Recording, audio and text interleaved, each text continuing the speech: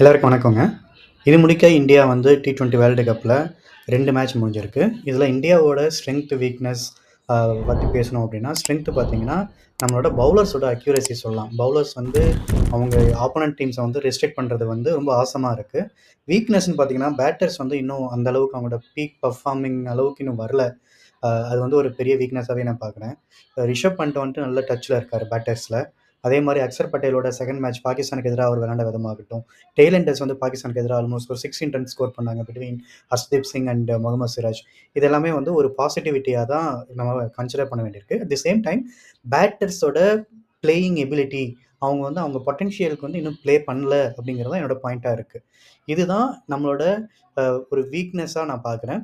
அடுத்து வரப்போகிற மேட்சஸில் இதை கரெக்ட் பண்ணாங்கன்னா, நமக்கு இந்த வேர்ல்டு கப் வந்து ரொம்ப ஒரு மெமரபிள் வேர்ல்டு கப்பாக இருக்கும் அப்படிங்கிறதுல எந்த ஒரு மாற்று கருத்தும் இல்லை. அதே மாதிரி பவுலர்ஸில் இந்த பார்ட் டைம் பவுலர்ஸில் ஹர்திக் பாண்டியா மட்டும்தான் ஆல்ரவுண்டர்ஸில் நான் பேசுகிறேன். ஹர்திக் பாண்டியா மட்டும் தான் இப்போதைக்கு ஃபுல் கோட்டாக பவுல் பண்ணுறாரு. வேறஸ் சிவம் துபை வந்து நம்ம இன்னும் யூஸ் பண்ணாமலே இருக்கோம்.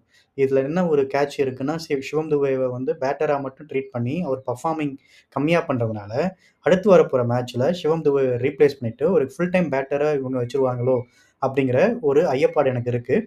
அப்படி நடந்தால் அது நம்ம டீமுக்கு வந்து ரொம்ப பெரிய சேலஞ்சிங்காக இருக்கும். இப்போ ஒரு முக்கியமான மேட்ச்சில் வந்து உங்களோட டாப் பவுலர்ஸ் வந்து அவங்க லென்த் லைன் வந்து மிஸ் ஆகும்போது, வேரியன்ஸ் எதுவும் இல்லாமல் போகும்போது, அந்த இடத்துல he can chip in and bowl 6 balls or 12 balls which is 1 or 2 overs வந்து அவரால் பவுல் பண்ண முடியும் சிவம் துபைவால்.